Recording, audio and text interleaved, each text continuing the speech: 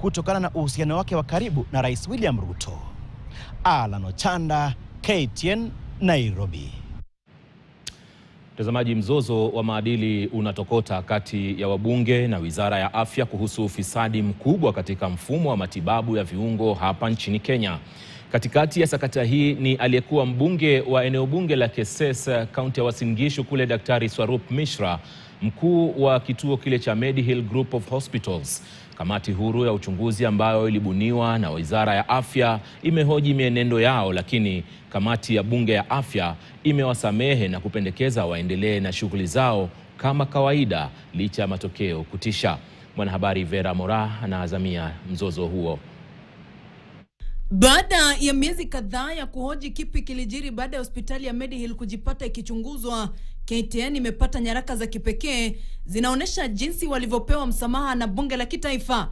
Mikononi mwetu ni nyaraka mbili zinazokinzana. Ukaguzi wa kamati huru ya uchunguzi wa huduma za tishu na upandikizaji viungo uliowasilishwa kwa Wizara ya Afya Julai mwaka 2025 na ripoti ya mwisho ya kamati ya bunge ya afya iliyowasilishwa Aprili tarehe 15 mwaka 2026. Ripoti hizi zinaonesha matokeo tofauti kabisa ya uchunguzi mmoja. Ukaguzi wa wizara ulifichua utapeli, mitandao ya ulanguzi na ushahidi wa kina wa utovu wa nidhamu. Kinyume chake, kamati ya bunge ilitangaza haikupata ushahidi wowote unaohusisha hospitali na uhalifu na ikahimiza vikwazo dhidi ya Mediheal viondolewe. Ripoti ya wachunguzi huru ilifichua mengi, ikiwemo kujumuisha ushahidi wa madaktari bingwa wa figo aliendesha mpango wa upandikizaji figo wa Mediheal, aliyekiri alikuwa akifanya kazi peke yake bila usimamizi wa maadili, uangalizi wa wenzake au timu ya taaluma mbalimbali.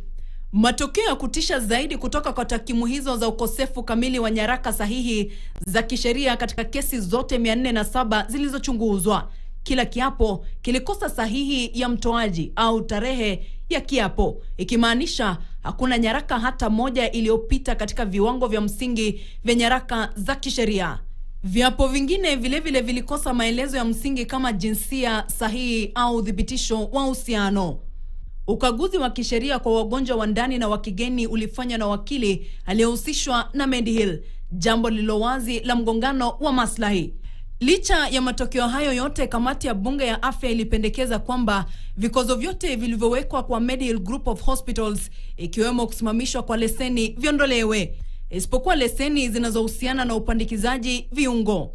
Kwa maneno mengine, pale ambapo wachunguzi wa wizara waliona daktari asiyejali na aliyejitenga, wabunge waliona hospitali ya kiwango cha juu, na pale ambapo wachunguzi walibaini kushindwa kwa mfumo wa usimamizi wa kitibabu, wabunge waliona taasisi tayari kwa biashara.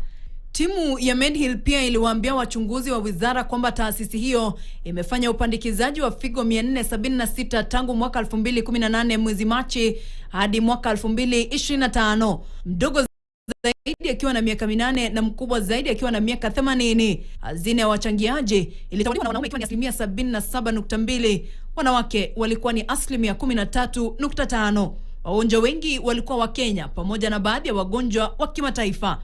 Vilevile walibaini Mediheal ilikuwa na muundo wa bei ya juu. Malipo ya wastani ya Mediheal kwa upandikizaji yalikuwa milioni 2.3, ambayo yalizidi mara 2 zaidi ya taasisi nyingine.